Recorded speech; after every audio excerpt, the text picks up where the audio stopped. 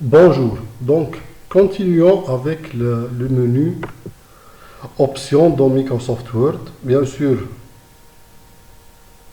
le menu Options. Donc, on a ici plusieurs options. Commençons par la barre latérale. On a plusieurs menus. Le menu général. Donc, on a quelques options intéressantes. Par exemple, ici, pour le thème Office. Donc, je suis ici sur un thème généralement bleu. Mais je peux modifier ça, par exemple, pour un thème noir. Voilà, ça c'est très intéressant, surtout lorsqu'on va travailler le soir. Je vais reprendre ça. Je vais remettre ça à couleur. OK. Donc, continuons avec le menu options. Tout ça, c'est pas vraiment intéressant pour vous. Donc, affichage, pas vraiment. Pour la vérification, là, ce sont des options, surtout pour la correction automatique, pour l'orthographe, pour la grammaire. Par exemple, option de correction automatique. Je peux supprimer la deuxième majuscule d'un mot, majuscule en début de phrase, majuscule en début de la cellule, majuscule au jour de la semaine, etc. Donc, ça c'est pour les mathématiques. Pour la mise en forme automatique, la même chose. Donc, on peut, par exemple, pour les guillemets, ça va nous aider à corriger la mise en forme du texte lors de la rédaction. D'accord? Enregistrement, ça c'est très important. Donc, on a ici une option, enregistrer les fichiers au format suivant. Donc là, il s'agit du format standard pour l'enregistrement des fichiers récemment modifiés ou bien créés. Donc ici, nous avons le format document Word, .docx. Je peux modifier ça en mettant un autre format. Donc, si je vais utiliser ça, par exemple, .doc ou bien PDF ou bien autre chose, RTF, page web ou bien modèle Word, tous les documents nouvellement créés seront enregistrés sous ce format. Donc, je vais reprendre le document Word et là, j'ai une option très importante pour les étudiants. Donc, ça, c'est enregistrer les informations de récupération automatique, toutes les. J'ai ici, bon, la valeur par défaut, c'était 10 minutes. D'accord? Et donc, pour 10 minutes, qu'est-ce qui va se passer? Donc, toutes les 10 minutes, donc il y aura un enregistrement automatique du document. Disons que, par exemple, vous êtes en train de travailler sur un document très long, par exemple un rapport de stage ou bien une thèse, un mémoire de fin d'études. Et donc, supposons que vous travaillez sur un laptop, PC, portable, mais sur batterie, d'accord? Ou bien sur un ordinateur fixe, sans onduleur, d'accord? Et donc, si je vais enregistrer de façon automatique le document toutes les 10 minutes, supposons qu'il y avait un enregistrement automatique, après par exemple 7 minutes, il y a une coupure du courant d'électricité et donc tout le travail sera perdu. D'accord? Et même le document peut être endommagé. Et donc qu'est-ce qu'on va faire? On va essayer de réduire le délai, ou bien l'intervalle entre les enregistrements automatiques. Idéalement, c'est 5 minutes. D'accord? Ça, c'est très important. Pour la langue, donc, pour le moment, j'ai la langue française par défaut, d'accord? Parce que c'est la langue que j'utilise le plus souvent. Mais vous pouvez ajouter d'autres langues ici, d'accord? Comme l'arabe, l'anglais, allemand, etc. Donc, c'est comme vous voulez. Ergonomie, c'est pas vraiment intéressant. Option avancée.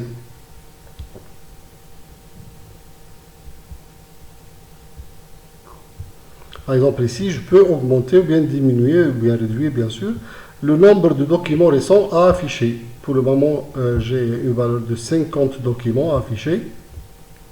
Je peux l'augmenter ou bien je peux le réduire pour accéder rapidement à ces documents récemment consultés bien modifiés.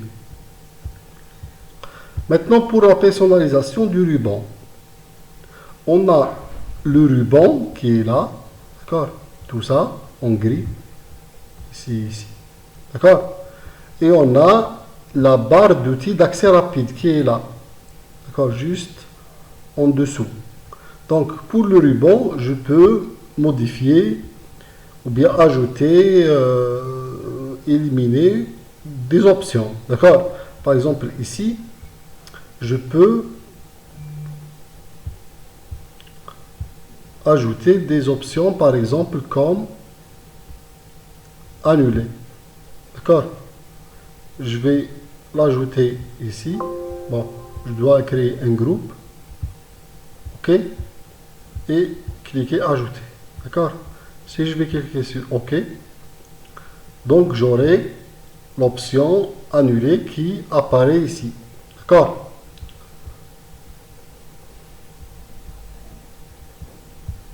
Revenons au menu options. Maintenant pour la barre d'outils d'accès rapide. Ça c'est très intéressant. Pourquoi? Parce que je peux ajouter par exemple un tableau. D'accord. Voilà. Le menu ajouter un tableau sera affiché par là. Je vais essayer de mettre OK. Voilà, et l'option elle apparaît. Et donc si je clique dessus, d'accord, donc j'aurai un menu pour l'insertion d'un nouveau tableau. Bien sûr, je peux revenir et éliminer ou bien supprimer ces options. D'accord, aucun problème. Je peux par exemple cliquer dessus et mettre supprimer. La même histoire avec la couleur de surlignage de texte. Très bien. Maintenant, pour les compléments, c'est une autre histoire. Pourquoi? Parce que le logiciel Word, il peut fonctionner conjointement avec d'autres logiciels. Par exemple, les logiciels de création de PDF, les logiciels de génération de ressources bibliographiques, etc. Par exemple, dans notre cas, nous avons un complément qui est déjà actif. D'accord? C'est celui d'Adobe Acrobat. Adobe Acrobat, voilà. Adobe Acrobat. On va le voir ici. Voilà. C'est un complément qui va m'aider à créer, d'accord, à exécuter des actions, par exemple, à fusionner des fichiers PDF, à partager des fichiers PDF, etc. Comment ça se passe? Donc, on va installer l'Adobe Acrobat après avoir installé, bien sûr, Microsoft Word. Et j'aurai, par exemple, ici, un menu créer un fichier PDF.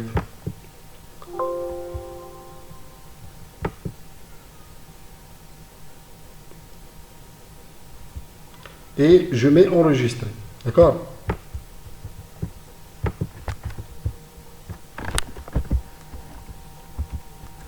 Voilà, très bien. Maintenant, parlons de la création de fichiers PDF. Donc, nous avons deux autres options qui sont très simples que je veux partager avec vous. Sans avoir recours à des sites internet ou bien des applications tierces, donc nous pouvons directement aller au menu enregistrer sous, parcourir et directement mettre l'enregistrement sur PDF. On peut bien sûr modifier le nom du fichier et mettre directement enregistrer.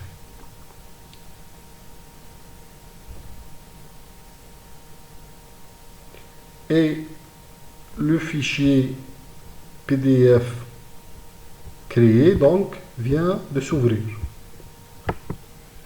On peut aussi directement accéder au menu imprimer et là on va rechercher une imprimante virtuelle Microsoft Print to PDF. Donc ça vient directement avec le logiciel Microsoft Word, d'accord.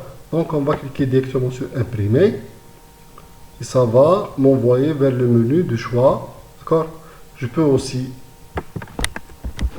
mettre un nom différent, comme par exemple tutoriel 2 et enregistrer. C'est la même histoire. Le document va être enregistré sous format PDF. Pourquoi utiliser, ou bien pourquoi enregistrer les documents Word en PDF?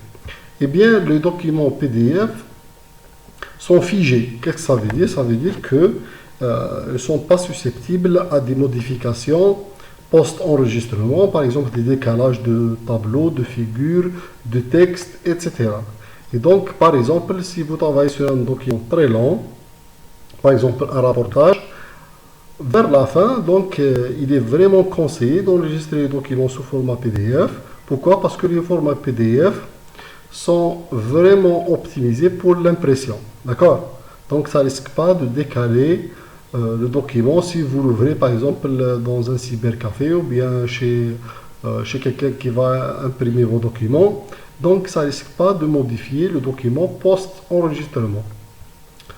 Donc, ça, c'est tout pour le menu options. Donc, on va revenir avec d'autres vidéos pour discuter les différents éléments des différents menus, d'accord, par exemple, accueil, insertion, etc.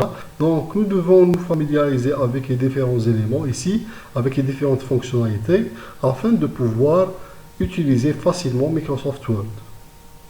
À bientôt.